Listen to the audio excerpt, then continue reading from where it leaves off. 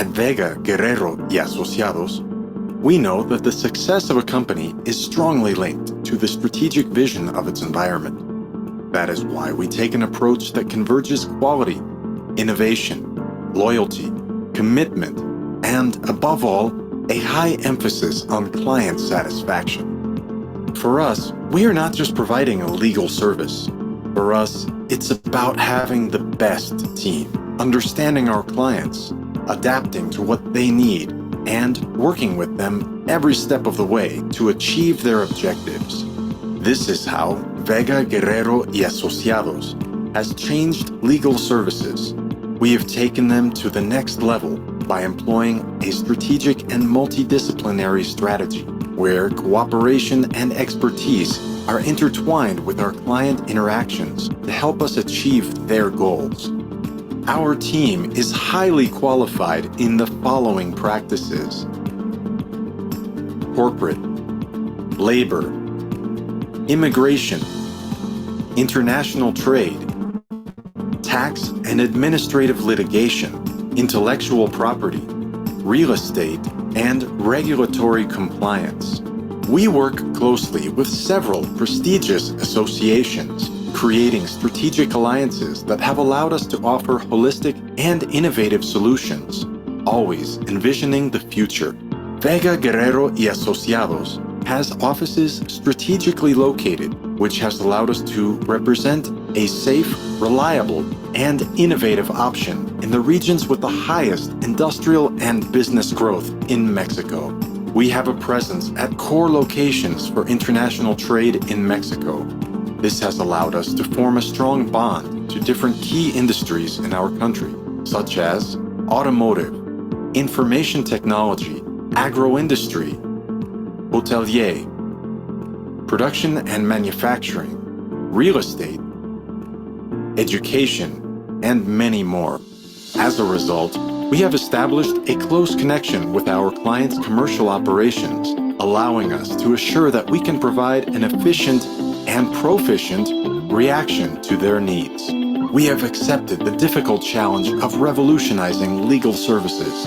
We have chosen to pave the way to innovative solutions that others have not taken. We will reach where others will not go. We will give our clients the results they seek. Vega, Guerrero y Asociados, the culture of excellence.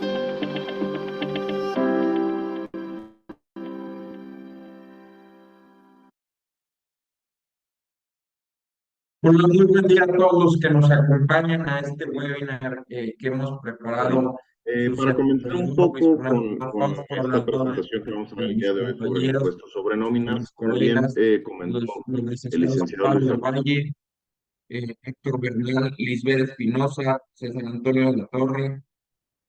Estaremos exponiéndoles a lo largo de esta hora dos temas. Uno que es mecanismos alternativos de solución de controversias tanto en materia fiscal como en materia fiscal, derivados de la publicación de la Ley General de Mecanismos Alternativos de Solución de Controversias a principios del año, es decir, a finales más bien del mes de enero del presente año, que se publicó la misma.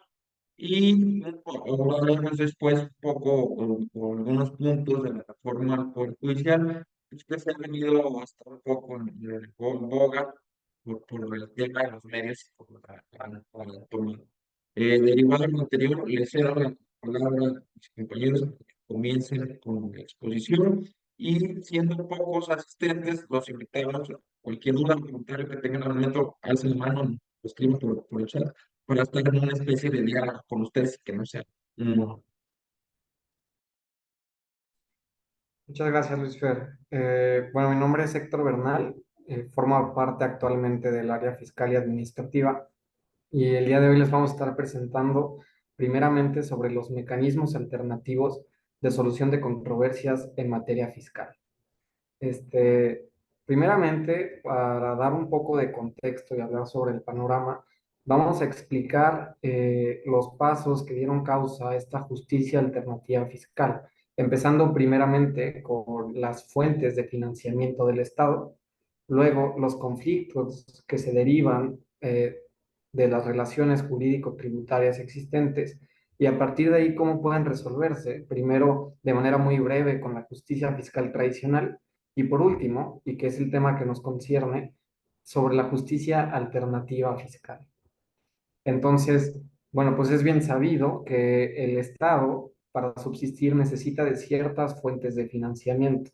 Y entre estas, las principales, se encuentra la emisión de la moneda, ingresos por la venta de bienes y servicios, la deuda interna y externa, y una de las más importantes, y que es la que da paso a la obligación y la relación jurídico-tributaria, es el cobro de impuestos. En esta última es donde se genera una obligación constitucional para contribuir. Y tan es así que el artículo 31 de la Constitución nos dice que todos los mexicanos están obligados a contribuir en los gastos públicos del Estado. Pero ojo, esta contribución debe ser siempre proporcional y equitativa. Ahora bien, es derivado de esta obligación que se genera un vínculo jurídico que entrelaza al Estado y al contribuyente, y debido a esto nace una relación jurídica tributaria. Entonces, en términos muy generales y en el ámbito del derecho tributario, esta relación jurídica surge entre el Estado y el contribuyente cuando el contribuyente se encuentra en un supuesto o una situación que activa la normativa y que lo obliga, por tanto, a contribuir y a pagar cierto tipo de impuestos. Y derivado de esta obligación también es que nace el derecho del Estado de cobrar dichos impuestos. Y bueno, como en toda relación humana, cuando existe alguna discrepancia o diferencia, se genera un conflicto. Entonces, la controversia tributaria se presenta cuando hay una discrepancia entre la tributaria y el contribuyente respecto del impuesto. Y estas discrepancias pueden surgir en diversas etapas del proceso y abordar distintos aspectos. Entonces, cuando existe algún conflicto o una controversia, pues lo que busca todo contribuyente y lo que busca toda persona es solucionar dicho conflicto.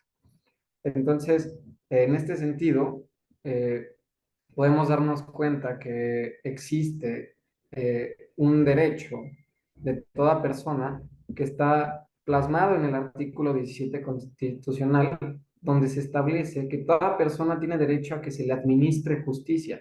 Y esto es lo que se conoce como la justicia fiscal tradicional, derivado que esta justicia debe ser administrada por tribunales que son expeditos para impartir la justicia de una manera pronta, completa e imparcial. Entonces, aquí es donde encontramos esta justicia tradicional, que es la que es administrada por tribunales y que de alguna manera los medios de defensa en materia fiscal pues siguen siendo vigentes. Y de este modo y de manera muy breve vamos a repasar eh, algunos de los mecanismos que pueden activarse de manera tradicional para poder llegar a solucionar una controversia. Entonces, podemos ver aquí en este diagrama dos caminos principales. El primero de ellos es cuando existe un agravio derivado de alguna norma o derivado de algún acto administrativo o de alguna resolución que te haya causado un daño como contribuyente, lo que puedes interponer es un recurso de revocación ante la autoridad fiscal. Y de ahí vas a ir agotando las instancias si es que no te es favorable. De modo que el siguiente paso sería un juicio de nulidad ante el Tribunal Federal de Justicia Administrativa, y después podrías irte a un amparo directo ante el Tribunal Colegiado de Circuito o, dependiendo su caso, una revisión fiscal. Y por último, la última instancia a agotar sería irte a la revisión ante la Suprema Corte de Justicia de la Nación.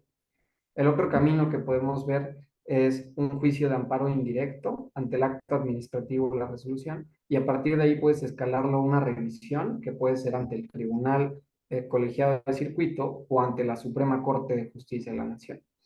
Y luego el siguiente camino que vemos es cuando existe alguna ley que por su sola entrada en vigor o por su aplicación te causa un agravio como contribuyente, y por tanto el camino a seguir aquí o las instancias es interponer un juicio de amparo indirecto ante un juzgado de distrito y a partir de ahí escalarlo a la instancia de revisión ante un tribunal colegiado de circuito o la Suprema Corte de Justicia de la Nación.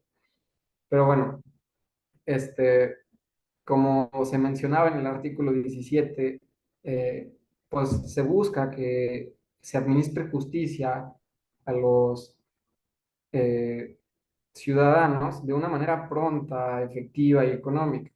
Sin embargo, en 2008, el legislativo se dio cuenta que pues, no estaba no estaba cumpliendo con su propósito la justicia mexicana y por lo tanto decidió hacer una reforma constitucional en donde a ese mismo artículo 17 se le incluyó este último párrafo que vemos aquí, donde se establece que las leyes además deberán prever mecanismos alternativos de solución de controversias.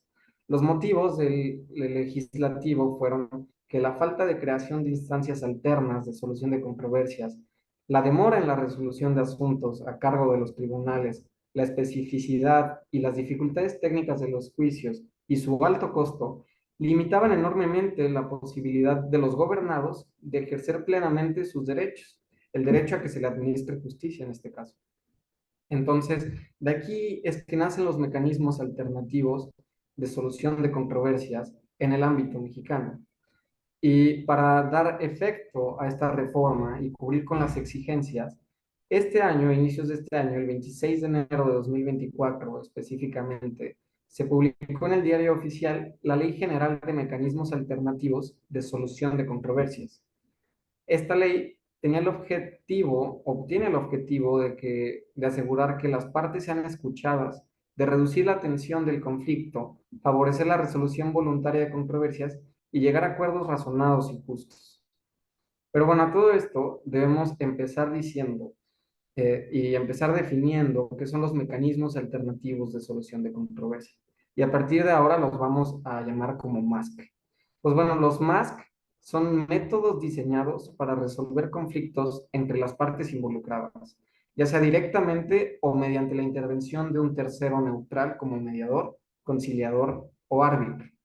Estos procedimientos proporcionan alternativas a la resolución judicial, permitiendo que las partes puedan resolver sus disputas por sí mismas o con la asistencia de una tercera persona imparcial. Los MASC abarcan diversas formas de solución de conflictos fuera del ámbito tradicional de los tribunales, y estos promueven el diálogo, la negociación y la búsqueda de acuerdos mutuamente aceptables. Y en materia fiscal y tributaria, el objetivo de los MASC es lograr un acuerdo voluntario entre el contribuyente y la autoridad fiscal para resolver disputas o para prevenir futuros conflictos. Y de esta manera buscan equilibrar la relación jurídico-tributaria que existe y así asegurar la efectividad de los derechos y las garantías del contribuyente. De esta manera, también busca mejorar el sistema tributario mexicano y garantizar el acceso a la justicia de manera oportuna. Y bueno, todo esto tenemos en la Ley General de Mecanismos Alternativos de Solución de Controversia específicamente cuándo y cómo pueden aplicar en materia fiscal estos mecanismos. En el artículo 115 de la Ley General de MASC nos dice que estos mecanismos son aplicables en sede administrativa, conforme a esta ley, y ante el Centro Público de Mecanismos Alternativos de Solución de Controversias en materia de justicia administrativa.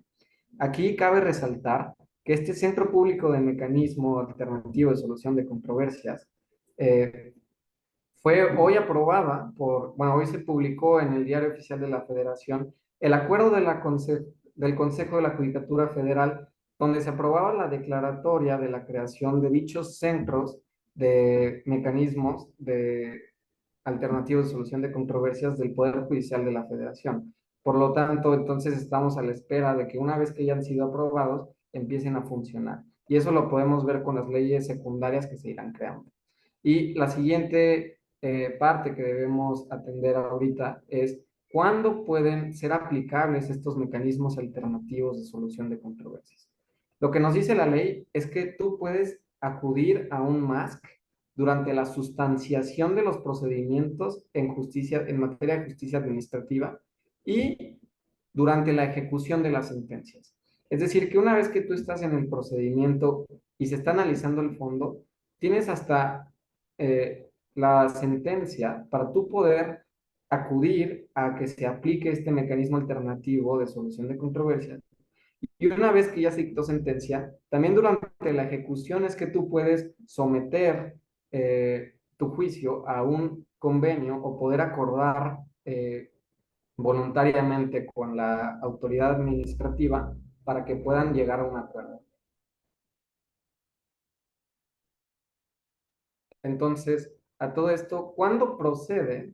Ya sabemos cómo y cuándo, pero ¿cuáles son los requisitos para que se pueda dar específicamente los mecanismos alternativos y que estos puedan ser aplicables?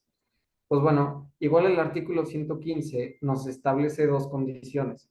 La primera es que la materia del conflicto o controversia sea susceptible de transacción, es decir, que sea susceptible de convenio o negociación. Como veremos más adelante, hay ciertas materias que no pueden ser sujetas a negociación o que no puede llegar a un acuerdo mediante dicha materia. Y el segundo requisito es que la autoridad administrativa haya autorizado, mediante un dictamen técnico jurídico, la viabilidad de la participación del órgano administrativo en el MASC. Y como dictamen técnico jurídico debemos entender un documento que está fundado y motivado y que contiene un análisis sobre responsabilidades de servidores públicos y sobre la viabilidad presupuestaria que determina la procedencia de la participación del organismo dentro del MASC. Y por último, este artículo 115 nos establece que dentro de todos los mecanismos alternativos de solución de controversias, en materia tributaria, el arbitraje jamás va a ser aplicable. Y bueno, además de las partes, que son el contribuyente y la autoridad administrativa, hay ciertos sujetos que participan en los MASC en materia tributaria. Primero tenemos el abogado colaborativo. El artículo 5 de la Ley General define como aquella persona que cuenta con la patente o la facultad de ejercer la profesión del derecho o de la abogacía y que está certificada para participar junto con las partes mediante el proceso de una negociación colaborativa con el propósito de encontrar unas soluciones beneficiosas para ambas partes. Y también tenemos la persona facilitadora, que es aquella persona certificada para el ejercicio público o privado y que tiene la función de propiciar la comunicación y aveniencia para la solución de controversias entre las partes a través de los MASC previstos en la ley. Entonces, de manera muy breve, los requisitos son muy sencillos para ser una persona facilitadora y estos son ser mexicano, realizar las capacitaciones y aprobar las evaluaciones que establece el Tribunal de Justicia Administrativa y no haber sido condenado por cierto tipo de delitos constitucionales. Pero bueno, más allá de los requisitos, hablemos de las facultades que tienen estas personas facilitadoras. Bueno, pues los MASC son aplicables gracias a y por conducto de estas personas facilitadoras y también de las personas abogadas colaborativas que están certificadas por el Poder Judicial en sus respectivos ámbitos de competencia. Pero cabe resaltar que además de eso, la persona facilitadora, de acuerdo con el artículo 32 de la Ley General de MASC, está dotada de fe pública en cierto tipo de casos. Y entiéndase fe pública como aquello que certifican las personas facilitadoras para que los documentos sean considerados como auténticos o verdaderos. Entonces, están dotados de fe pública cuando se trate de celebración de convenios firmados ante ellos en el Centro de Mecanismos Alternativos de Solución de Controversias, o también pues están facultados para dar fe pública a la hora de certificar copias que acompañen a los documentos que se agregan a los convenios. Y por último, también tienen fe pública para expedir copias certificadas de los convenios y de los demás documentos que se encuentren resguardados en su archivo. Y bueno, como se mencionó anteriormente, hay ciertas materias donde no son aplicables o donde no proceden los MASC en materia tributaria.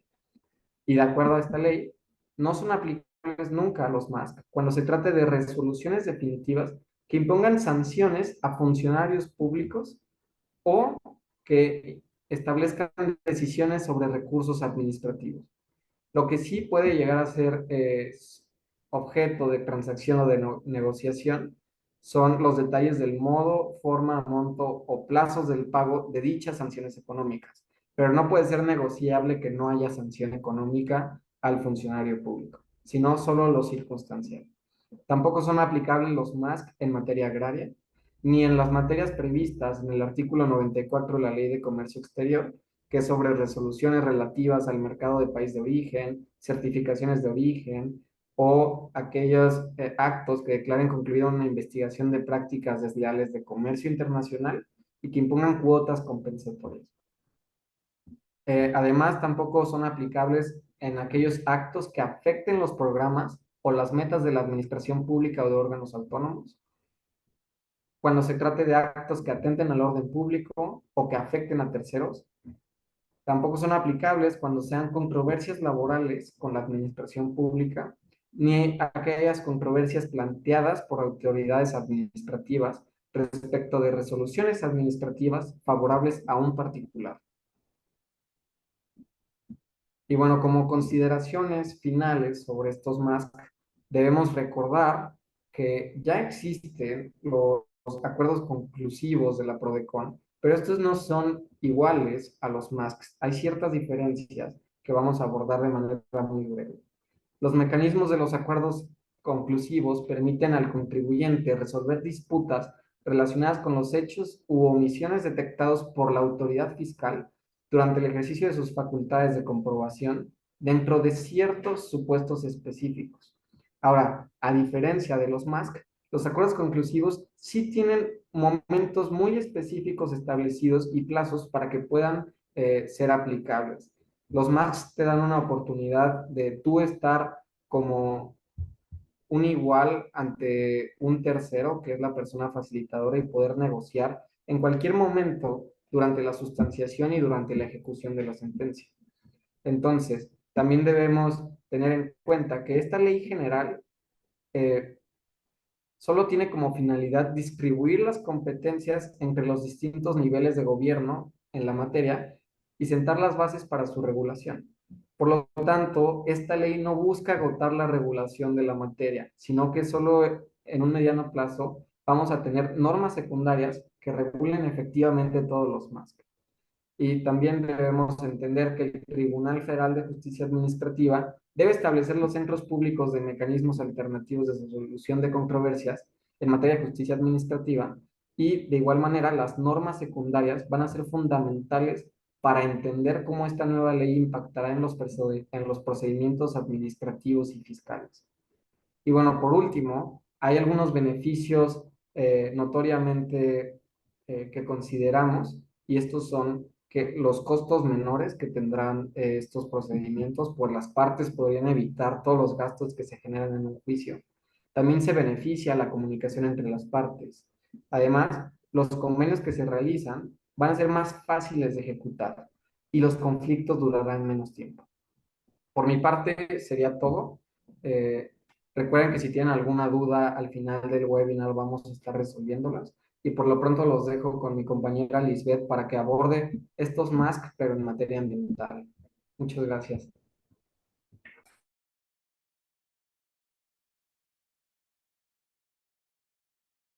Muchas gracias, Héctor. Buenos días a todos. Sean bienvenidos a este webinar. Mi nombre, como dice Héctor, soy Liz Espinosa y yo les voy a platicar un poco más a detalle bajo este contexto cómo se aplican los mecanismos alternativos de solución de controversias.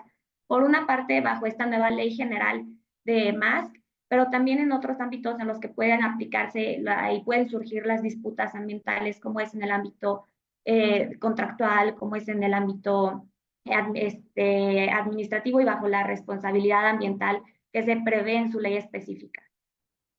Entonces, justo primero vamos a ver una breve introducción, vamos a retomar de manera general la definición amplia de los MASC. Vamos a ver cómo, a diferencia de los medios alternativos de solución de controversia, puede haber ciertas desventajas en la aplicación de un litigio tradicional y, lo más importante, cuáles son los peligros de perder un litigio tradicional en materia ambiental. Después de esto vamos a pasar a ver en contraste la importancia y las ventajas de los MASC y vamos a ver cuál es la regulación en el marco legal mexicano de estos MASC y cómo vamos a aplicarlos. ya viendo cuáles son los más aplicables, vamos a ver su implementación para finalmente ver algunos casos de aplicación, algunos casos prácticos y concluir con cuáles son los desafíos y oportunidades que encontramos en esta materia que de cierta forma obstaculizan su implementación y que es lo que vemos que evitan que las empresas apliquen los más. ¿Por qué no se han aplicado tanto? ¿Cuáles son las oportunidades para mejorar esa implementación? Entonces, de manera general, como ya lo mencionaba Héctor, los más son estos procesos y técnicas que buscan poner fin a una disputa por medio de acuerdos entre las partes, por medio del diálogo, sin necesidad de llegar a una sentencia, a un dictamen judicial que establezca cómo se va a terminar el conflicto. Entonces, de esta manera, es una alternativa al litigio tradicional. El litigio tradicional, algunos de los problemas que encontramos y por lo cual encontramos bastante útiles los más, es que tienen una duración bastante prolongada. Podemos ver juicios que duran al menos un año, año y medio. Tenemos que pasar, como mencionaba ya Héctor, así de la misma manera que en materia fiscal, en materia ambiental, también se tienen que agotar diversas instancias. Entonces, primero te vas al juicio de nulidad que dura alrededor de año y medio. Después impugnas la resolución, si es necesario te vas al juicio de amparo, échale otro año y medio. Entonces se vuelven de una duración bastante larga que claro, en tema de costos también hace que aumente bastante.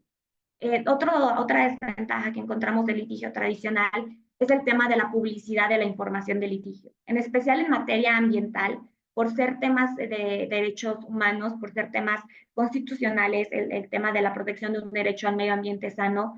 La información que tengas que revelar en el juicio va a ser pública, va a estar al alcance de todas las personas. Entonces es un tema importante considerar que muchas empresas no les va a gustar justo que la información respecto a sus medios de producción va a estar al alcance del público. Otra desventaja que encontramos del litigio tradicional es la dificultad en las relaciones comerciales. Es muy diferente concluir una disputa por la negociación entre las partes que pueden llegar a buenos términos, a terminar un conflicto por medio de una sentencia que claro que va a crear fricciones entre las partes y va a crear dificultad para entablar relaciones comerciales en el futuro. Otra de las desventajas que encontramos del litigio tradicional es que la materia ambiental es bastante nueva en tribunales y aparte es altamente técnica, lo que hace difícil para los tribunales resolver de manera adecuada y suficiente y que alcance los estándares técnicos que tiene esta materia. Entonces esto hace difícil a veces que la resolución sea incluso viable técnicamente. Otra de las desventajas que encontramos del litigio tradicional es que también hay una sobrecarga de trabajo en los tribunales, lo que justo va de la mano con la duración prolongada del litigio, que es es muy diferente a la duración que puede tener una negociación, la mediación, la conciliación. También tenemos como otra desventaja en el litigio tradicional, en específico en materia ambiental, los principios que se aplican a la materia, incluyendo el principio de precaución. En materia ambiental, este principio lo que establece es que incluso cuando no hay certeza científica de un daño al ambiente, si hay mera sospecha de que se va a causar un daño ambiental, se va a decidir a favor del ambiente, lo que puede ser perjudicial de cierta forma a las empresas y lo que, claro, es una motivación para establecer o resolver por medio de los medios alternativos de solución de controversias para evitar estas resoluciones, aun cuando no hay un daño científicamente comprobado, si hay mera sospecha, se va a decidir a favor del ambiente. Y justo algunos de los ejemplos de los litigios tradicionales que tenemos son el juicio de nulidad, el juicio por responsabilidad ambiental previsto por la acción por daño ambiental en la Ley Federal de Responsabilidad Ambiental, el juicio de amparo, todos estos con una duración de al menos año y medio. Y ahora lo importante, ¿cuáles son las consecuencias de perder un litigio tradicional en materia ambiental? Las consecuencias van desde sanciones económicas y multas, que pueden llegar los millones de pesos, como vamos a ver en los casos prácticos, las obligaciones de reparar el daño, aparte de las sanciones económicas. Tú como empresa, una vez que pierdes un litigio ambiental, tienes la obligación de reparar el daño, de generar las contribuciones a los fondos ambientales y aparte pagar tus sanciones económicas y las multas que establezca la autoridad. Aparte de todo esto, también se suspenderán actividades hasta en tanto no se resuelvan los litigios.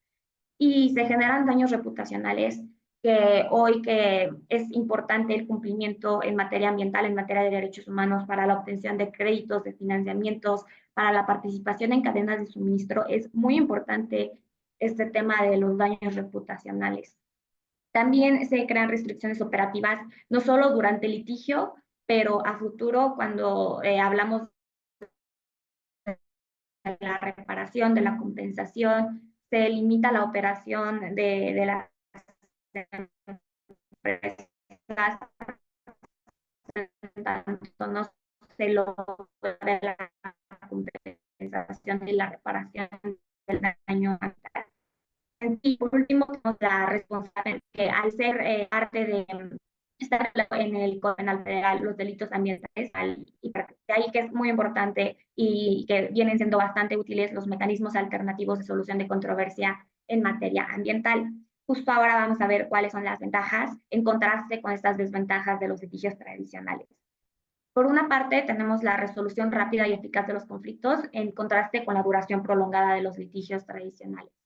Los MAS permiten resolver los conflictos de manera mucho más rápida que los litigios tradicionales, por una parte, por lo que mencionábamos de la carga de los tribunales, y por otra parte, porque también es un proceso mucho más flexible que el que establece un proceso formal, un proceso de un litigio tradicional que tiene sus etapas que implican determinado tiempo, implican determinados plazos que los MAS no.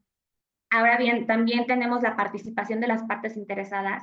El que las partes puedan participar de manera activa en la resolución permite que se tenga un mayor control sobre esta misma resolución. Y aparte también va de la mano con la flexibilidad y adaptabilidad, porque el que las mismas partes estén involucradas en cuáles van a ser las soluciones, en cuál va a ser, cómo va a ser la implementación de esas soluciones, permiten que sea más flexible y más se adapten mejor las soluciones a las necesidades y a las particularidades de cada conflicto. Y bueno, por último, una gran ventaja que tenemos de la implementación de los mecanismos alternativos de solución de controversias es que se cumplen las necesidades técnicas de los problemas, en contraste a la falta de capacitación de los tribunales del litigio tradicional, justo por ser una materia bastante técnica, bastante nueva, bastante compleja. Tenemos, por otra parte, que los MAS permiten involucrar expertos técnicos en los conflictos, que permiten soluciones técnicamente viables, y que permiten que estén adaptadas a las necesidades, no solamente personales de las partes, pero también las necesidades técnicas del problema. Al final, lo que tenemos que recordar es que el objetivo de la responsabilidad ambiental, antes que imponer sanciones, es la prevención, la remediación y la compensación. Es decir, las sanciones en materia ambiental son meramente medios para lograr estos objetivos que son la prevención, remediación y compensación. Lo que significa que a la autoridad ambiental, antes que preocuparse por imponerte sanciones, se va a preocupar porque se cumpla esta prevención, remediación y compensación. Y esto fácilmente puede ser alcanzado por medio de mecanismos alternativos de solución de controversia, donde ambas partes estén bajo este entendido de que la prioridad no van a ser las sanciones, la prioridad va a ser esta prevención. Tan es así que incluso en la aplicación del artículo 168 de la LEGEPA, que establece convenios con la PROFEPA, se establece también que una vez que se establezcan convenios para llegar a soluciones con la PROFEPA, incluso se puede eximir al interesado de determinadas sanciones cuando se resuelve por medio de convenio.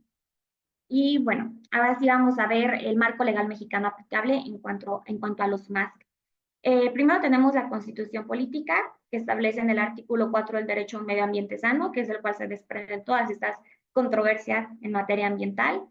Y tenemos el artículo 17, que como ya lo mencionaba Héctor, es el que promueve, establece el derecho del uso a los MASC. Después tenemos también la Ley Federal de Responsabilidad Ambiental. Esta ley, como lo menciona el artículo primero, regula la responsabilidad que nace por los daños al ambiente, que se exige, entre otras vías, por medio de los MASC. Y el título segundo de esta ley es la que regula todo el tema de los MASC derivado de la acción por daño ambiental. También tenemos la Ley General del Equilibrio Ecológico y la Protección al Ambiente, la LEGEPA, que justo el artículo 168 establece la posibilidad de celebrar convenios con la Profepa para reparar y compensar los daños al ambiente. También tenemos que en materia penal los MASC se van a regular por una parte por el Código Nacional de Procedimientos Penales, que en artículo 109, artículo 117 establecen tanto el derecho de la víctima para participar en los MASC como la obligación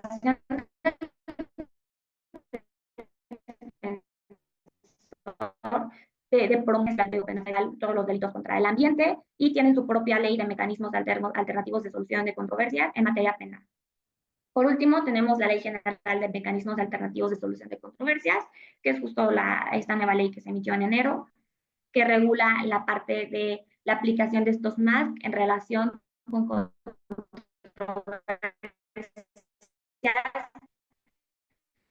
con responsabilidad administrativa. Y justo ahora vamos a ver cuáles son los más aplicables en controversias ambientales.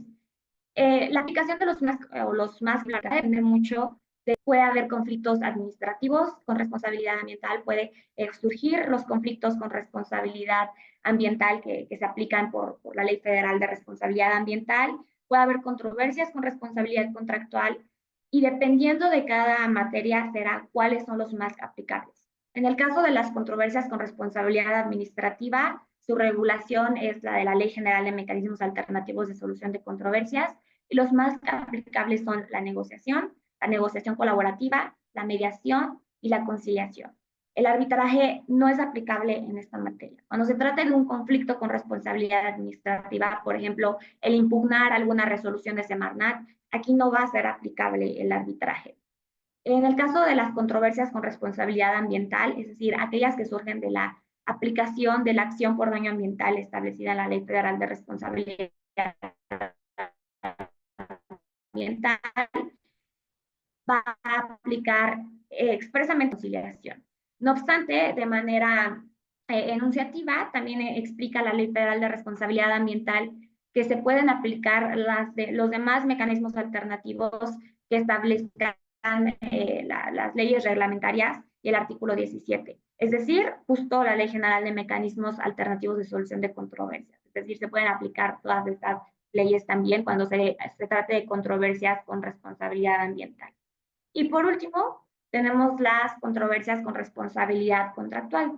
Ahora bien, la regulación específica va a depender de la materia que se trate el contrato.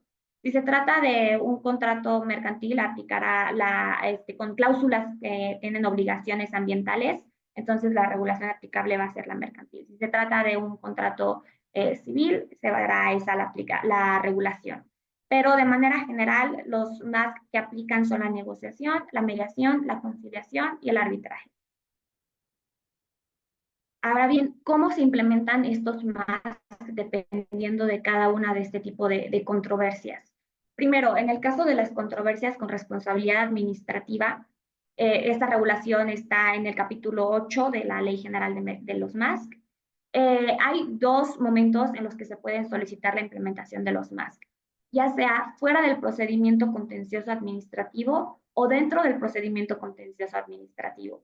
En el primer caso, lo que se hace es, ya sea de manera física o digital, o de manera personal o por representante legal, se presenta el escrito ante la oficialidad de partes de las autoridades administrativas o ante la oficialidad de partes de los centros públicos de los mecanismos alternativos de solución de controversias en materia administrativa.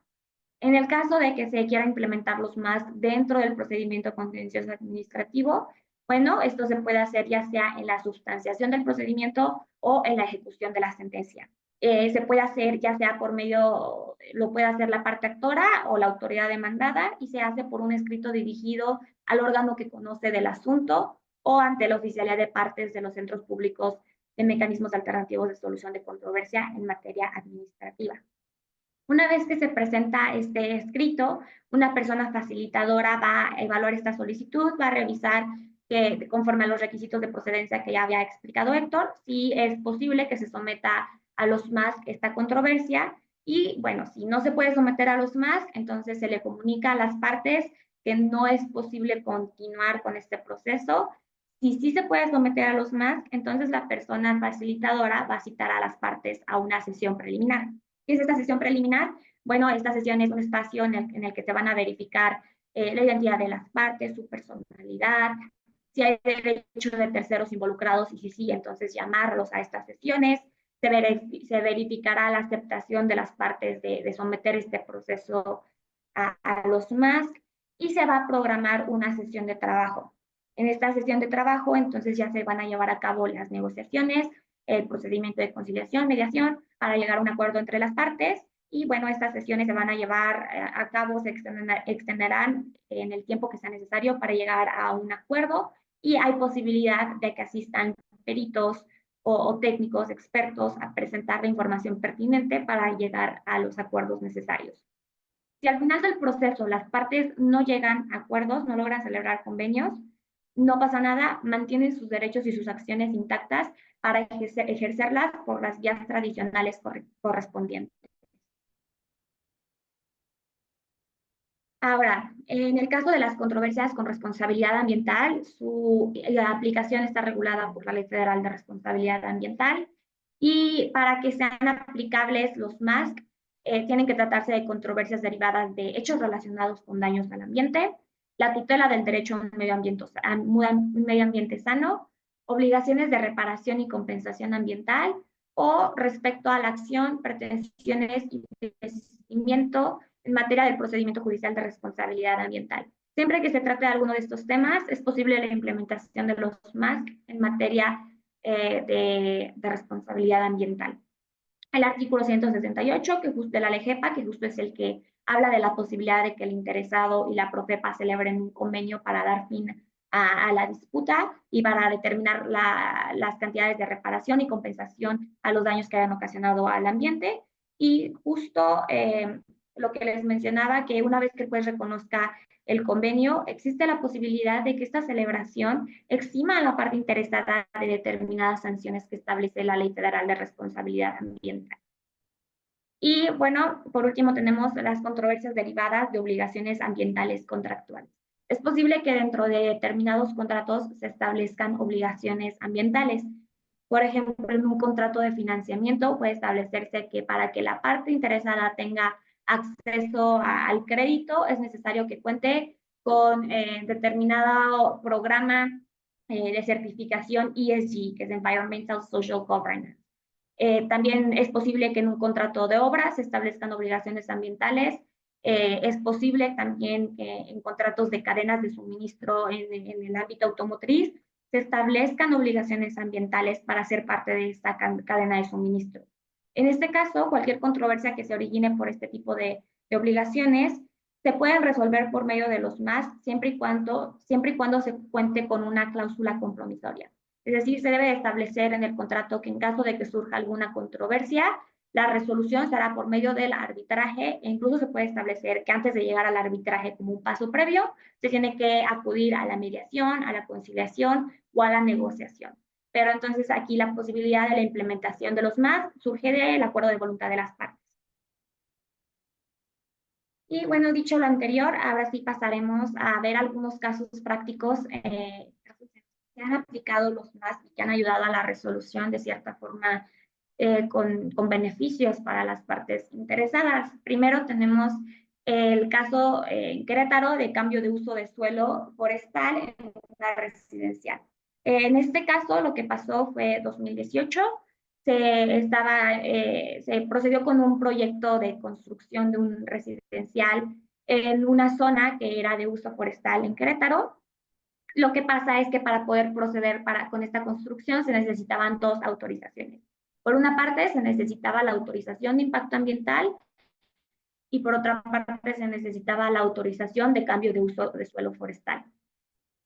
La empresa solo tiene la autorización por cambio de uso de suelo forestal, pero no adquiere la autorización por impacto ambiental.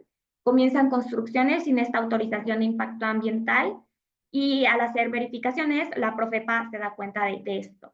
Entonces, ¿qué es lo que hace? procede con el protocolo por responsabilidad penal y ambiental, es decir, por una parte estaba procediendo por vía penal, por otra parte procedió con la acción por daños ambientales establecida en la Ley Federal de Responsabilidad Ambiental, y el juez declara un embargo precautorio por la cantidad de 48 millones de pesos. Hecho esto, la empresa decide continuar con negociaciones, entablar negociaciones con la Profepa antes de que se emita resolución, antes de que el juez emita una sentencia, y con esto logran la celebración de un acuerdo. Pasamos de este embargo precautorio de 48 millones de pesos a que se determine un pago de 9 millones de pesos para la reparación, únicamente para reparaciones y compensación ambiental, y aparte se establece y se reducen las sanciones a 1,5 millones de pesos. Pero este es un ejemplo justo de cómo, derivado de la aplicación de la Ley Federal de Responsabilidad Ambiental, se pueden llegar a negociaciones con la Profepa para lograr reducir por una parte las sanciones y lograr reducir al mínimo las cantidades que se destinan a compensación, a reparación ambiental. Por otra parte, tenemos el caso del Fideicomiso Río Sonora. En este caso lo que pasó es que cierta mina de la zona del río Sonora tuvo cierto accidente con el derrame de sulfato de cobre acidulado en el río. Se derramaron grandes cantidades. Al ser notificada Profepa de este derrame, procede con la inspección, se da cuenta de cómo está la situación y procede con la clausura temporal de las minas y con otras medidas correctivas.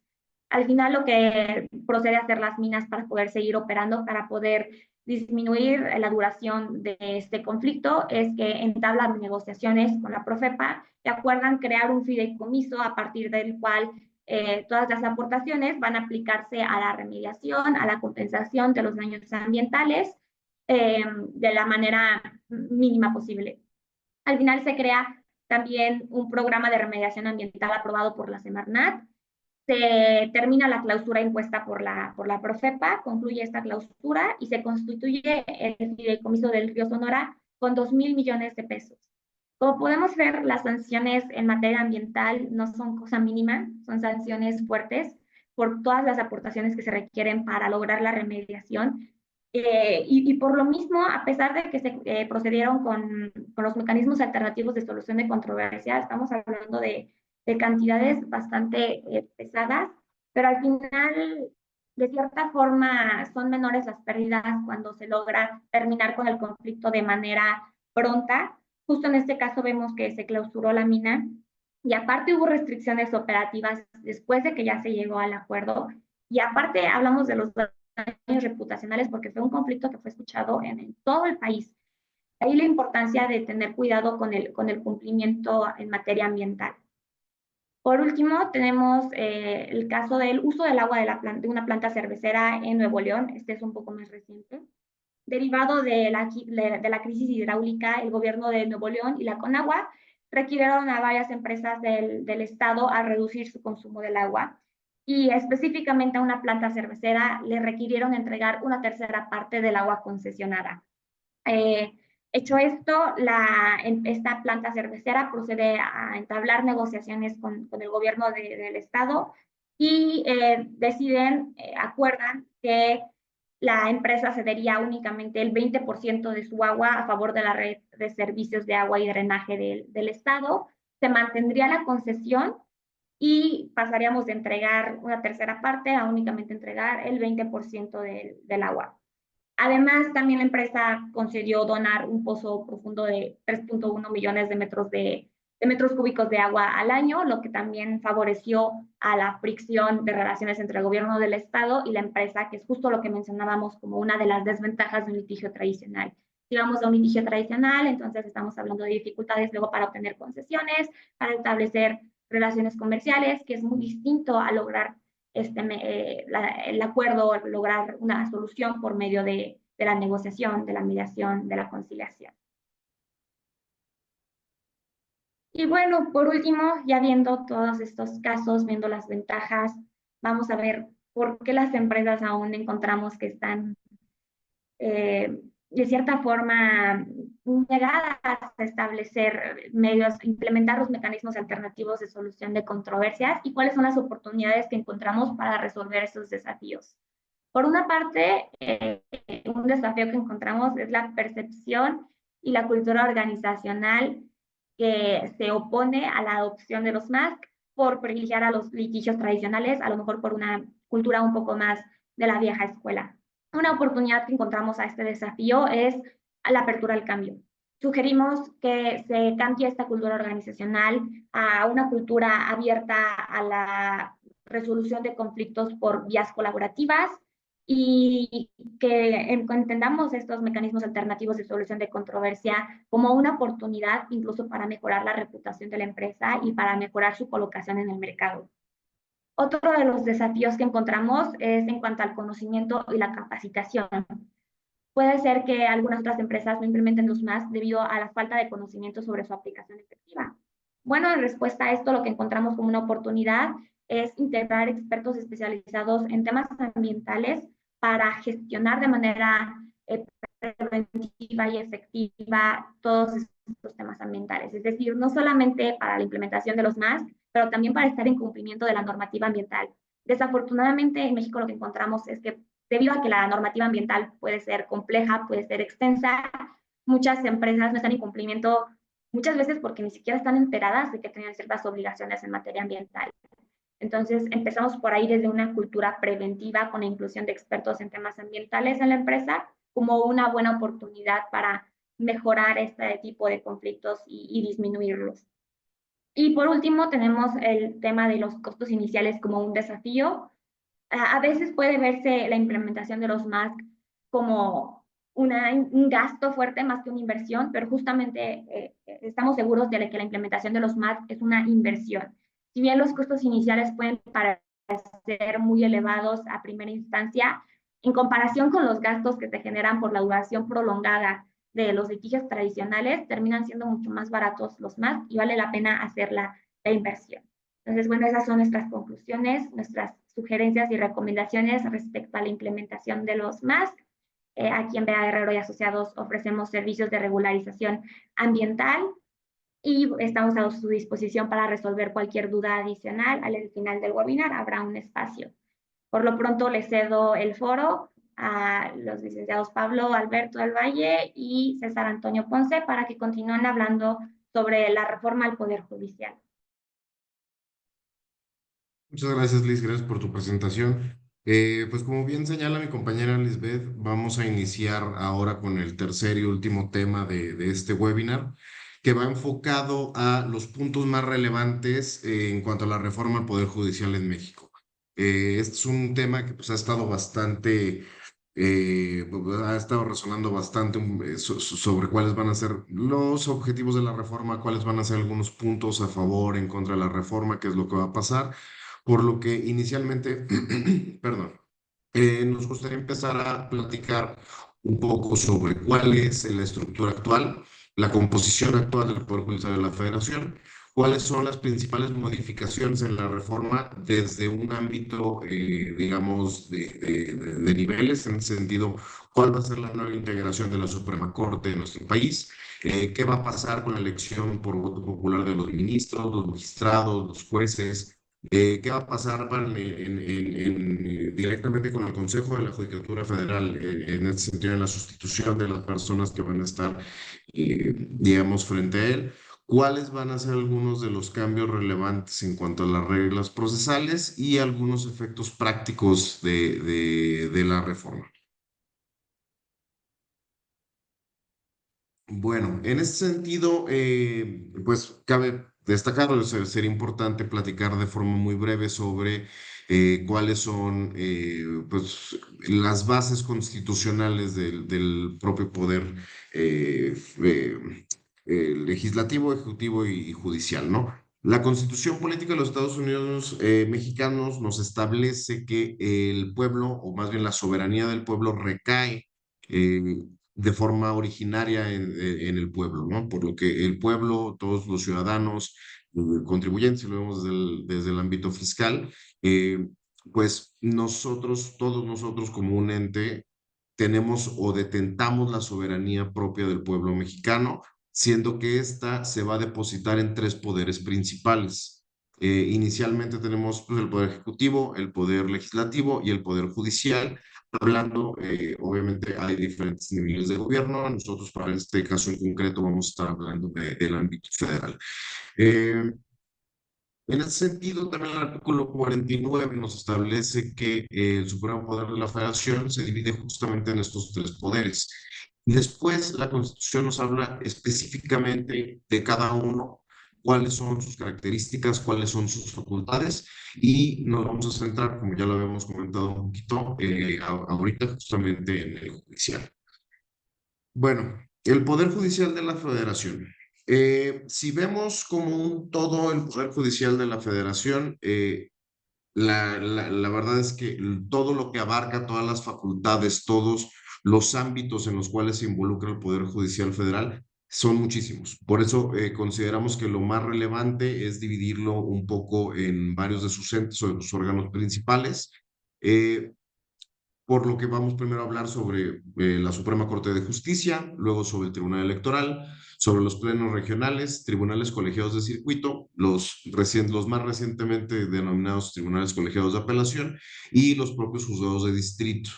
En sí, necesitamos recordar o tener este concepto sobre el Consejo de la Judicatura Federal, siendo este un órgano administrador e incluso de vigilancia y disciplina dentro del propio Poder Judicial de la Federación. Esto porque funge como un escalafón alto dentro del Poder Judicial Federal y regula en muchos ámbitos a los tribunales colegiados, los juzgados de distrito, tribunal electoral, los plenos regionales, y funge una función muy importante y muy trascendental dentro de la impartición de justicia a nivel federal. Bueno, a poquito a manera de platicar un poco o también de relacionar un poco lo que ya se estaba hablando, dentro de las dos presentaciones anteriores escuchamos mucho sobre esta sobrecarga de trabajo que existe, ¿no? Vamos a ver cómo esto también es una cuestión relevante aquí dentro del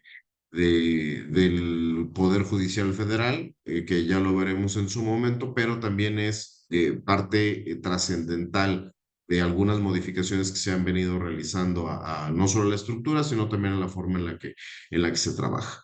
Bueno, en primera instancia, vamos a hablar un poco sobre la Suprema Corte de Justicia.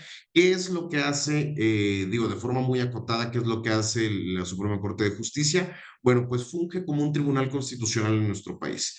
Sabemos que aquí en nuestro país, pues, digamos, la pirámide, lo que llamamos la pirámide de Kelsen, que pues llevaba directamente a la supremacía constitucional, ya con un poquito de las reformas incluso de derechos humanos, por ahí se modifica con esta reforma, pero justamente la Suprema Corte es nuestro máximo tribunal dentro de nuestro país, resuelve cuestiones constitucionales, resuelve muchas veces, bueno, más bien se dedica a hacer esta atracción muchas veces de cuestiones muy polémicas o que generan un amplio impacto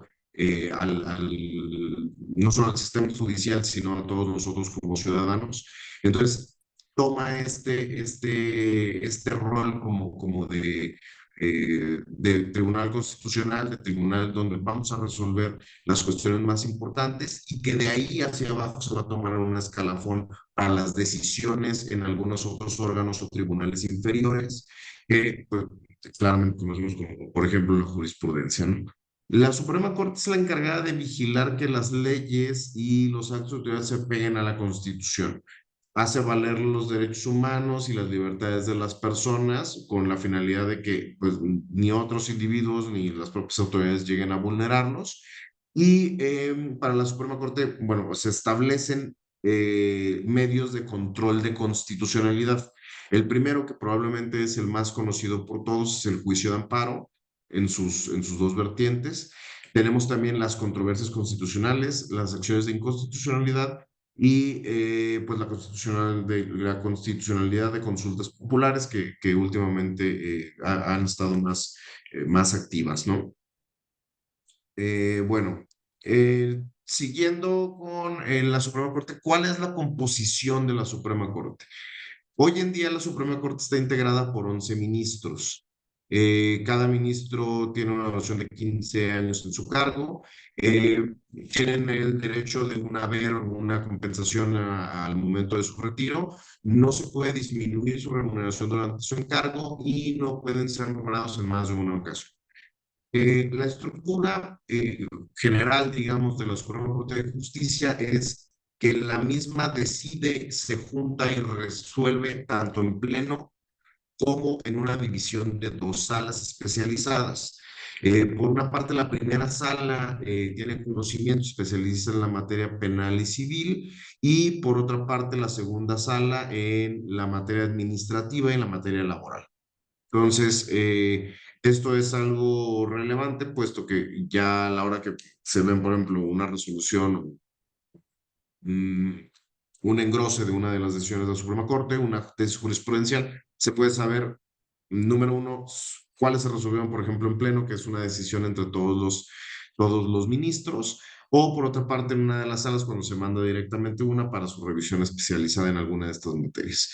En esta diapositiva podemos ver un poquito de forma más gráfica justamente cuál es la estructura de la Suprema Corte.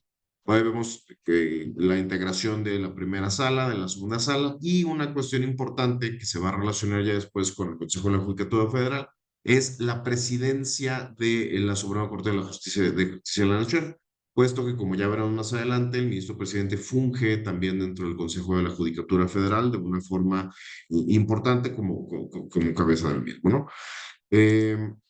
Bueno, ¿cómo son los nombramientos o cómo podemos llegar a nombrar como país un ministro de la Suprema Corte? Esto se establece dentro también de la propia Constitución, específicamente del artículo 96. En este procedimiento, el nombramiento se preside por parte del presidente de la República, quien presenta una terna al Senado de posibles candidatos para que funjan en este puesto. En ese caso, el Senado somete a consideración la terna, para lo cual se le establece un plazo de 30 días para la selección de los candidatos, y la designación se tiene que hacer por mayoría calificada de los miembros del Senado. Ahora, aquí existe una situación donde, ¿qué pasa si el plazo supera los 30 días para la elección? Es decir, si el Senado no cumple este plazo para hacer la elección, al final el presidente hace la designación. También existe dentro de la propia, si no me equivoco, también es el artículo 96, donde se establece que en caso de que el Senado dé una negativa o un derecho de negativa ante la terna completa, existe la posibilidad de que el presidente vuelva a hacer una selección de una terna, y en caso de que no se cumpla el plazo, tiene otra vez este veto que podrá designar al ministro que entrará en el puesto. Bueno, ¿cuáles son los requisitos para ser un ministro de la Suprema Corte? Primeramente, ser ciudadano mexicano por nacimiento y estar en pleno ejercicio de los derechos políticos y civiles establecidos en la Constitución, tener al menos 35 años, contar con el título profesional de licenciado en Derecho y que haya sido estudiado al menos con una antigüedad mínima de 10 años. Tener una buena reputación y no haber sido condenado por delitos que meriten la pena de más de 1 año de prisión o por robo, fraude o abuso de confianza, haber sido en México los 2 años anteriores a la designación y no haber sido secretario de Estado, fiscal general, senador o diputado el año antes de la designación. Bueno, una vez visto un poco de las generalidades de la Suprema Corte de Justicia, vamos a ver ahora las generalidades del Tribunal Electoral del Poder Judicial. ¿Cuál es la composición actual del Tribunal Electoral? Se compone por una sala superior, donde se tienen por separado 7 magistraturas. Hay 5 salas regionales y hay 3 magistraturas por cada una de estas salas regionales. Una sala especializada donde se ven o se ventilan los asuntos relacionados a la fiscalización de los recursos de los partidos, la propaganda y los actos anticipados de campaña, que es probablemente una de las, bueno, más bien ha de ser la sala más mediática que vemos cada vez que hay elecciones, donde justamente pues, se ventilan muchos de estos supuestos. Y el objetivo del Tribunal Electoral del Poder Judicial es resolver las controversias en materia electoral cuidar, velar por justamente por la justicia dentro de los procedimientos electorales, la protección de los derechos políticos electorales de todos los ciudadanos y en general la justicia en el ámbito electoral. Bueno, posteriormente, ¿qué son los plenos regionales? Los plenos regionales son los órganos que resuelven los criterios contradictorios entre los tribunales colegiados de circuito. Ahorita, posteriormente, vamos a ver qué son los tribunales colegiados, pero los plenos regionales justamente actúan en un nivel superior a los tribunales colegiados para poder resolver cualquier controversia que exista entre sus resoluciones. Estos plenos denuncian ante la Suprema Corte las contradicciones de criterios entre salas, plenos regionales, tribunales colegiados de circuito, conocen los conflictos competenciales entre los tribunales y solicitan a la Suprema Corte los procedimientos de declaratoria de constitucionalidad. Actualmente podemos encontrar que existen dos regiones, que es la región centro-norte y la región centro-sur de los plenos regionales, y cada una a su vez se subdivide, o más bien tienen como materias de decisión la materia penal, la administrativa, la civil y la laboral. Y en total existen 8 plenos regionales.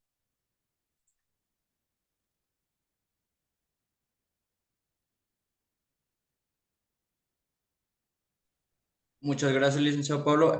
Muy buenos días. Voy a continuar con la explicación de los órganos que pertenecen al Poder Judicial de la Federación. Dándole seguimiento, seguimos con los tribunales colegiados de circuito. ¿Por qué se llaman tribunales colegiados de circuito? Porque cada de estos tribunales pertenecen a un circuito que están distribuidos en 32. Es decir, cada estado de la República cuenta con su propio circuito. Esto es muy importante porque limita la competencia territorial que tiene cada tribunal para dictar sus propias resoluciones.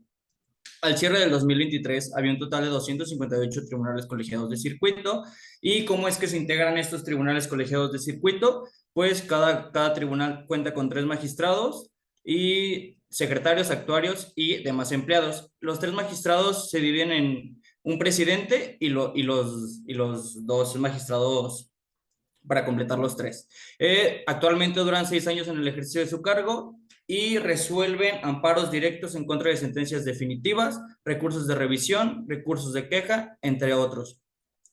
Cabe aclarar que estos amparos directos significa que una vez que se haya dictado sentencia en primera instancia en un juzgado civil, mercantil, administrativo o laboral, estas sentencias definitivas le compete conocer a los tribunales colegiados de circuito. ¿Cómo es que estos tribunales colegiados de circuito operan? Es muy sencillo, la verdad. El primer paso es presentar la demanda de amparo dentro de los 15 días, si es heteroaplicativa, y 30 días si es autoaplicativa. Después, una vez admitida, el magistrado se turna a un secretario proyectista y el secretario proyectista realiza el proyecto de sentencia y una vez realizado este proyecto se pasa al magistrado instructor y una vez que el magistrado instructor aprueba este proyecto, se sesiona. Estas sesiones son públicas, obviamente tienen sus excepciones, pero más o menos así funciona. Se pone el proyecto a disposición de los 3 magistrados y mediante una sesión que es en la plataforma del Consejo de la Judicatura Federal, se discuten este tema y si lo aprueban, pasa el proyecto y se queda como sentencia definitiva. Además, tenemos los tribunales colegiados de apelación. Estos surgen en 2021 para sustituir los tribunales unitarios de circuito. Estos órganos jurisdiccionales de segunda instancia, al cierre del 2023, tenían un total de 39. Igualmente, son 3 magistrados por cada tribunal y cuentan además con sus secretarios, sus actuarios y sus demás empleados. Pero estos que resuelven apelaciones, recursos que deniegan la apelación, así como las controversias que se suscitan en los juzgados de distrito, exceptuando en los juicios de amparo. Ahora sí, continuamos con los juzgados de distritos, que es el escalafón más, diría, más bajo para que un ciudadano pueda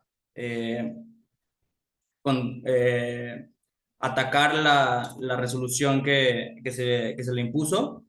Actualmente cuentan con 430 juzgados de distrito al cierre del año pasado y cada uno se compone de un juez, además de que cuenta con secretarios, actuarios y empleados. Estos jueces duran 6 años en el ejercicio de su cargo y, como ya había dicho, son órganos jurisdiccionales de primera instancia.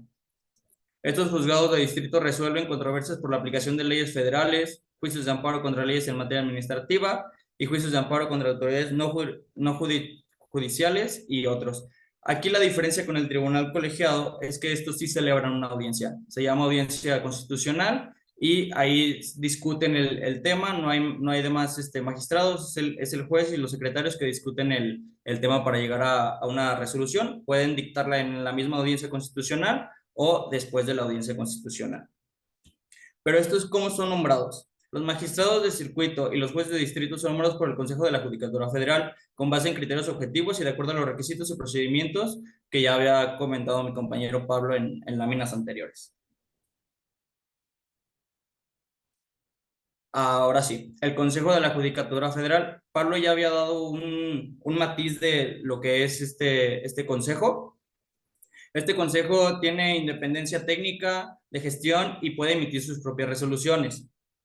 Su objetivo es preservar y fortalecer la autonomía, independencia e imparcialidad de los órganos jurisdiccionales de este país. Para ello emite normas, lineamientos, directrices, políticas en materia de administración, vigilancia, disciplina y carrera judicial. Su integración es de 7 miembros, un presidente que, como ya lo ha dicho el licenciado Pablo, es igual al presidente de la Suprema Corte de Justicia de la Nación. Cuenta con 3 consejeros designados por el Pleno de la Suprema Corte y que al mismo tiempo son magistrados y jueces de distrito. También cuenta con 2 consejeros designados por el Senado y un consejero designado por el presidente de la República. Esto más que nada sirve para revisar la actuación tanto administrativa como judicial de los demás órganos. Por eso este Consejo de la Judicatura también cuenta con diferentes órganos que le ayudan a cumplir con sus funciones, como es el Instituto de la Judicatura Federal, la Visitoría Judicial y también la Contraloría, que es más que nada revisar todo lo que se cumplan las leyes administrativas y que se esté haciendo el ejercicio de sus facultades conforme a ley. Y para que quede un poquito más claro el organigrama del Poder Judicial de la Federación, aquí está cómo está integrado. Vemos que la Suprema Corte de Justicia de la Nación es lo más elevado en la pirámide de Kelsen, digámoslo así, y después sigue el Consejo de la Judicatura Federal, y de ahí ya se desprenden el Tribunal Electoral, junto con los plenos regionales, los tribunales colegiados de circuito, los tribunales colegiados de apelación, y por último los juzgados de distrito. Ahora sí vamos a entrar un poquito más a las principales modificaciones de la reforma. Realmente son más, pero queremos aclarar 4 puntos súper importantes. El primero es que hay una nueva integración de la Suprema Corte de Justicia de la Nación. En segundo punto, que como se ha escuchado últimamente, pues va a haber una elección popular para escoger a los ministros, magistrados y jueces de distrito. Y así como se elimina y se sustituye el Consejo de la Judicatura Federal en 2 organismos y además de nuevas reglas procesales. En primer lugar, la nueva integración de la Suprema Corte de Justicia. En primer lugar, se propone reducir el número de ministros de la Suprema Corte, es decir, de 11 que eran a 9 ministros. Se propone reducir el tiempo de su ejercicio de 15 a 12 años. Asimismo, se propone eliminar las 2 salas de la Suprema Corte de tal manera que únicamente opere en pleno. Esto quiere decir que, como ya vimos anteriormente, se dividen en 2 salas, especialistas en diferentes áreas. Esto se elimina totalmente y el pleno, es decir, los 9 ministros que van a ser ahora, van a conocer de todas las materias, de todos los asuntos que le competen a la Suprema Corte de Justicia de la Nación. Igualmente, se propone hacer completamente públicas las sesiones de la Suprema Corte, eliminando la excepción del principio de publicidad en temas penales, por ejemplo, para protección de la víctima, se eliminan todas las excepciones de este principio. Y de igual forma, se propone eliminar el derecho del haber de retiro para los actuales y futuros magistrados de la Suprema Corte. Es decir, una vez que terminen con su cargo, no va a haber una pensión por haber sido ministros. Es decir, se elimina cualquier apoyo, cualquier pago por retiro. Y por último, se propone que la remuneración de los ministros de la Suprema Corte no sea mayor a lo establecido por el presidente de la República. Es decir, que ningún ministro puede ganar más de lo que gana el presidente, o en este caso, presidenta de la República, que es alrededor de 150,000 pesos al mes. El punto 2, que es la elección por voto popular de ministros y magistrados. Se propone realizar unas elecciones extraordinarias en 2025 para renovar a todos los ministros, magistrados y jueces del Poder Judicial. Las elecciones sustituirían la designación de ministros por medio del Senado y la presidencia, así como el nombramiento de magistrados de circuito y jueces de distrito por medio de concursos abiertos. Quienes ocuparán actualmente tales cargos tendrían la oportunidad de participar en las elecciones sin algún tipo de preferencia, es decir, los actuales magistrados podrán ser candidatos a otra vez ocupar el mismo cargo, pero no tendrán ningún derecho de preferencia ni nada por el estilo. ¿Y cómo es que estos se van a proponer? Van a ser 30 licenciados que se van a postular para ser magistrados, y se dividirán en 10 para el presidente de la República. El presidente de la República va a proponer 10 candidatos. El Poder Legislativo, es decir, la Cámara de Diputados y la Cámara de Senadores, va a designar 5 candidatos cada uno. Y por último, el Poder Judicial también propondrá 10 candidatos para el puesto de ministros. En el caso de los magistrados y de circuito, los jueces se propondrán en cada uno de los dos circuitos, y de igual forma se prevé la participación de los 3 poderes de la Unión, 2 por el Poder Ejecutivo, 2 por el Poder Legislativo y 2 por el Poder Judicial. Dentro de los requisitos para ser candidato a ser ministro, magistrados y jueces, relativamente son exactamente los mismos: ser ciudadano mexicano, tener 35 años de edad, no ser secretario de Estado, fiscal, senador, diputado un año antes.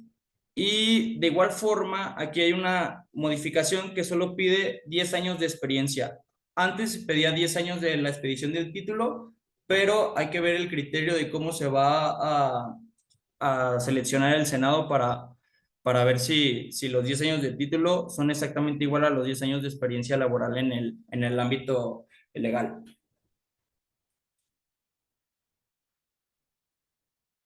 De igual forma, las elecciones serán organizadas por el Instituto Nacional de Elecciones y Consultas. Este es un instituto que todavía no existe. Va a ser un instituto que si el Congreso quiere, se verá su entrada en vigor el próximo año igual. No habrá precampañas, únicamente serán 60 días de campaña, como en las elecciones para gobernador. Y se prohíbe total el financiamiento público o privado de cualquier empresa o ente público. Los candidatos podrán tener tiempo de radio y televisión para la difusión de sus propuestas y podrán participar en foros de debate, como se hace actualmente en cualquier puesto político en el cual se encuentren en etapa de elecciones. Y también se prohíbe el proselitismo por parte de los partidos políticos en contra o a favor de los candidatos. ¿Estas resoluciones se podrán impugnar? Claro que sí, se podrán impugnar en el Tribunal Electoral del Poder Judicial, exceptuando en los casos relacionados en la elección de sus integrantes. Todos estos casos los conocerá la Suprema Corte de Justicia de la Nación. ¿Qué pasa si hay ausencia definitiva de ministros, magistrados o jueces designados? En este caso, el Senado designará a una persona para que éste ocupe el puesto de manera interina hasta las siguientes elecciones. Tal designación será a partir de de una terna propuesta por el presidente de la República y el órgano de administración judicial o la Suprema Corte de Justicia. La sustitución del Consejo. Como vimos, se propone sustituir el Consejo de la Judicatura Federal por un Tribunal de Disciplina Judicial y un órgano de administración judicial. Se van a dividir las 4 funciones que tenía el Consejo de la Judicatura Federal, se van a dividir en Tribunal de Disciplina Judicial y en el órgano de administración judicial. El Tribunal de Disciplina Judicial será integrado por 5 magistrados electos por un periodo de 6 años. Estos podrán recibir denuncias de cualquier persona, investigar a los ministros, magistrados y en su caso los jueces que tengan temas de corrupción, tráfico de influencias, nepotismo o cuando sus resoluciones no se ajustan a los principios constitucionales. Y de igual forma podrá fijar sanciones, dar vista al MP o solicitar el juicio político. Un tema importante del Tribunal de Disciplina Judicial es que si ve que el juez de distrito o el magistrado se tarda más de 6 meses, podrá poner sanciones a este magistrado y, en su caso, si es necesario, resolver él mismo el tema que se ha tardado tanto. Entonces, esto da un impulso a la expedición de la justicia pronta y expedita que está fijada en nuestra Constitución. Entonces, creo que es un buen paso para la justicia de este país. Y de igual forma está el órgano de administración judicial. Este es el único órgano que no va a ser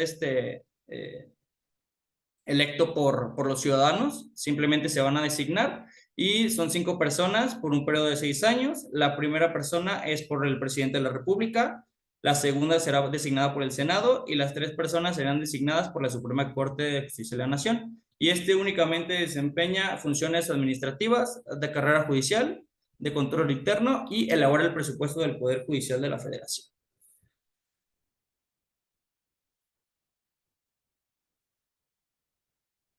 Y en el cuarto punto, se establecen nuevas reglas procesales, se fijan plazos para la resolución de asuntos, como ya lo había venido mencionando, se establecen 6 meses para la resolución en asuntos fiscales y 1 año para asuntos penales. Si estos plazos no se cumplen, el Tribunal de Disciplina Judicial podrá, en su caso, resolver el tema o bien imponer sanciones al magistrado que no le dio el impulso y resolución al caso en concreto. Y se demorará. Y también dentro de las nuevas reglas procesales, se prohíbe el otorgamiento de suspensiones contra leyes con efectos generales de amparo, controversias constitucionales y acciones de inconstitucionalidad. De igual forma, los poderes judiciales locales deberán establecer reglas para la elección directa de sus magistrados y jueces, así como órganos de administración y de disciplina independientes a los mismos organismos jurisdiccionales. En caso de que concluyan los juicios pendientes, se deberá reintegrar los fideicomisos del Poder Judicial al Fondo de Pensiones para el Bienestar. Y vamos a continuar con los efectos prácticos de la reforma. Claramente, como hemos visto en esta exposición, se viene una dilación procesal muy grave en el tema de que pues cualquier cambio de tribunal, cualquier reforma conlleva un cambio. Es decir, aquí en Aguascalientes, el cambio que hubo de la sala administrativa al Tribunal de Justicia Administrativa conlleva a que no pueda ni siquiera admitir una demanda o emplazar o notificar. Entonces, claramente se viene un retraso en los juicios y de igual forma creo que también es una excelente oportunidad para tomarle la palabra a mis compañeros Héctor y Liz para conocer un poco más a fondo los medios alternativos de controversias y para que no se lleven mucho tiempo los juicios de los clientes. Sí, un poquito para comentar sobre esto, pues creo que justamente el hecho de la elección popular o varias de las reformas que estamos viendo, sí va a conllevar ciertamente un poco de retraso, sobre todo considerando los datos duros que tenemos del propio Consejo de la Judicatura Federal. Por ejemplo, en el anexo estadístico para 2023 hubo un ingreso de 1.400.000, cerca de 1,5 millones de nuevos juicios ante el Poder Judicial Federal. Podemos ver una clara tendencia, una clara carga hacia un lado u otro, ¿no? Por ejemplo, el año pasado vemos que con estos datos estadísticos que justamente la carga de trabajo se concentró en 2 puntos principales, que es también, como decía Toño también, este punto o el vínculo más cercano también a la parte inferior, obviamente, de acceso a la justicia federal, con los juzgados de distrito absorbiendo cerca de 800,000 nuevos juicios y por su parte los tribunales colegiados con 500,000. Entonces vemos cómo existe una clara saturación dentro del propio sistema. Ya veremos cuál es el comportamiento real de esta reforma. Se pensaría que de forma, digamos, de bote pronto podríamos pensar que sí va a haber una dilación en cuanto a los procedimientos, en el sentido de existe un cambio, sí puede haber tiempo de adaptación dentro de cada uno de estos niveles para que las resoluciones pues sean al menos un poco más dilatadas de lo que conocemos ahora, pero es un efecto que, aunque lo anticipamos, no vamos a ver con certeza hasta el momento en el que se aplique, ¿no? Creo que otra cuestión importante justamente es el tema de la desaparición de las salas.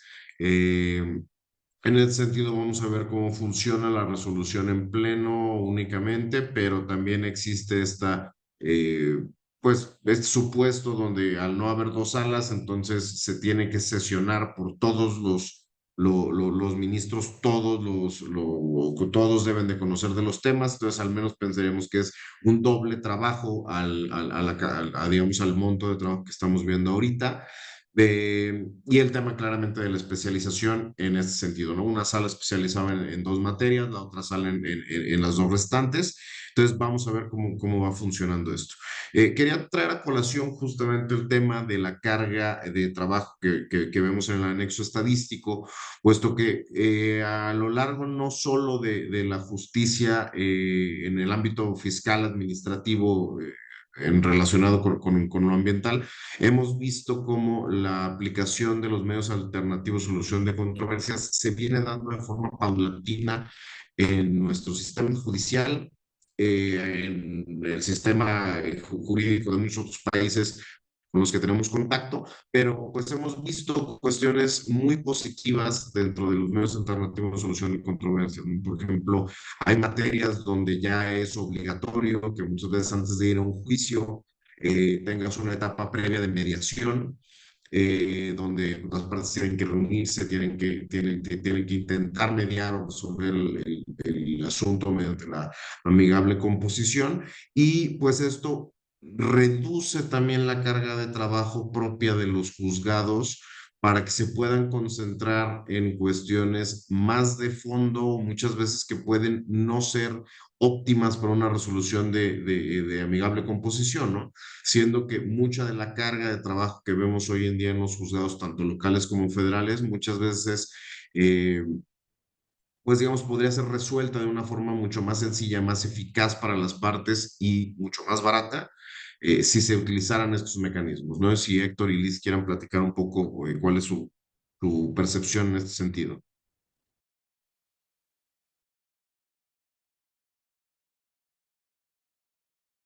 Bueno, pues igualmente, como ya mencionaban, es una buena oportunidad para implementar estos mecanismos, sobre todo justo por la necesidad técnica, al menos en materia ambiental, aunado con la duración prolongada.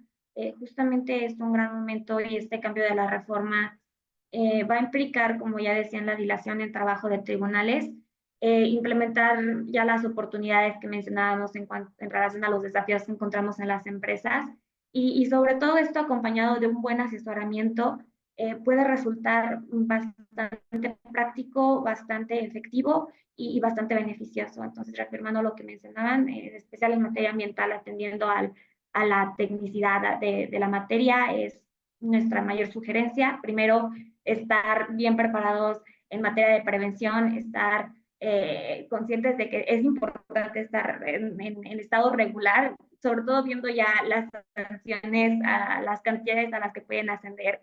Recordemos, el fideicomiso Río Sonora fue constituido con 2,000 millones de pesos. A esta magnitud ascienden las sanciones en materia ambiental. Y pues en segundo lugar, optar por la implementación de los mecanismos alternativos de solución de controversias. Entonces, Héctor, también le dejo el foro para que dé su opinión.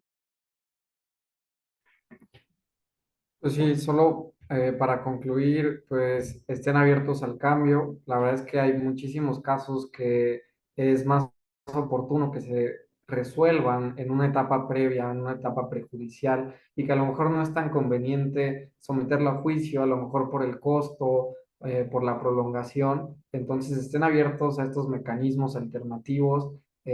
Sin duda yo creo que poco a poco vamos a ver más y más mecanismos alternativos y soluciones diferentes a la justicia tradicional. Entonces también debemos prepararnos todos para poder aplicar estos mecanismos y de alguna manera buscar una justicia que sea más pronta, efectiva y evidentemente más económica. Perfecto, Pues pues muchas gracias a todos los asistentes por habernos acompañado. Quisimos abordar estos dos temas derivados de que consideramos que en caso de implementarse, pues va a haber una dilación en los asuntos en lo que hay esta transición de este actual régimen al siguiente.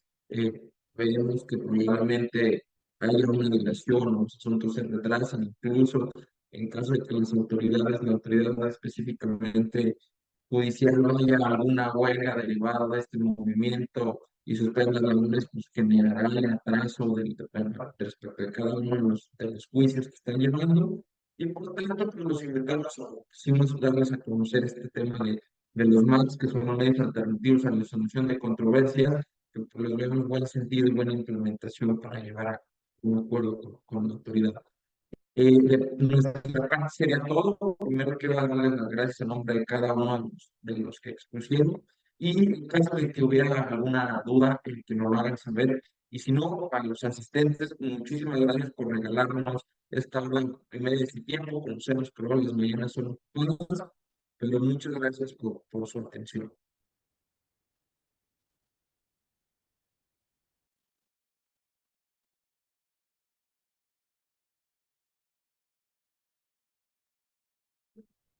Viendo que no hay dudas al respecto, nos despedimos y hasta luego. Quedamos aquí a sus órdenes en ver para entender, para tener una de este tema o cualquier otro. Hasta la próxima.